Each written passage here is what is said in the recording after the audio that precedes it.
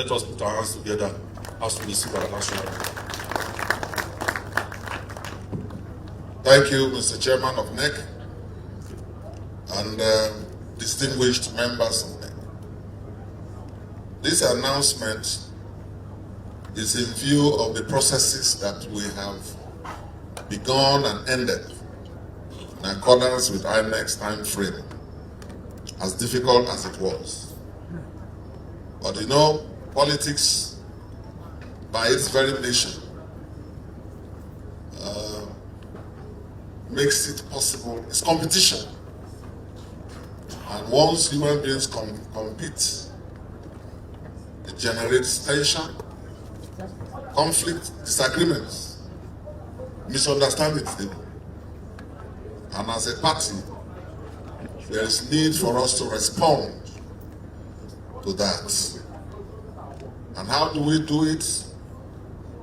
At the core of all politics is about management and resolution of conflicts. That's the core. And we are mindful of that. So, after due consultation, our party is setting up a National Reconciliation Committee. A National Reconciliation Committee. The membership will be announced, which I will go through, but there will be a lot of people that will be co-opted. Leaders at different levels, the states, the zonal level, national officers, all of you will be co-opted to manage tensions, to manage hopes, aspirations, and ambitions that somehow were not realized. We respect those ambitions. We respect all persons, all members. And our belief is that all ambitions are equal and legitimate and deserve fair treatment and respect. But the reality is that only one person can emerge at a given time for election in one election cycle. It doesn't mean that that person is better than others. It doesn't also mean that there will be no room for the others who didn't succeed today. So as a party, we are very much alive to our duty to promote consensus building and to manage the conflicts that are natural to elective politics. So on that note, that after due consultation, our party has set up a National Reconciliation Committee with His Excellency, former two-term governor of Ebonyi State, former minister, and former senator, His Excellency Senator Sam Egu, CON, as chairman of that committee. He will be assisted by a vice chairman, a former governor of Kano State, and a former senator several times, His Excellency Senator Kabiru Gaya, will be the vice chairman. The secretary will be our national vice chairman, South, the indefatigable comrade. And I hear it's fire for fire. But on this assignment, it's going to be plea and plea and plea. No fire. Plead. That is Senator Babatunde Ali, comrade. He will serve as secretary. There are members drawn up from across zones, all zones, a minimum of 2. And may I add, Mr. Chairman, that the chairman, the national vice chairman, they are available to be co-opted when they come to your states or your zones. The full list will be announced by the National Publicity Secretary. And I want to say that we thank all of you for accepting, we thank them for accepting to serve, And we look forward to them getting reports from all the states and the National Vice Chairman guiding them in their zones. We want to talk to every single aspirant who is displeased. Because for some positions, because of the appeal of our party, there were aspirants that were up to 20 for one office. About 20. That's democracy. In fact, in the case of FCT, Ahmad Buhari Federal Constituency, 23. For some state assemblies, 10, 15. And yet, only one of them can emerge. And yet, we are a new party grappling with a lot of difficulty, a lot of challenges. Challenges that even older parties cannot meet up. But we want every member still to be in our party, no matter how they feel. So this committee will go around all the states. They will talk to everybody, no matter how high, no matter how low. Because this party is for all Nigerians. And for the other resolutions that we have all voted for, thank you all for understanding. Our presidential candidate, fortunately, is on the same page with us on the issue of party supremacy.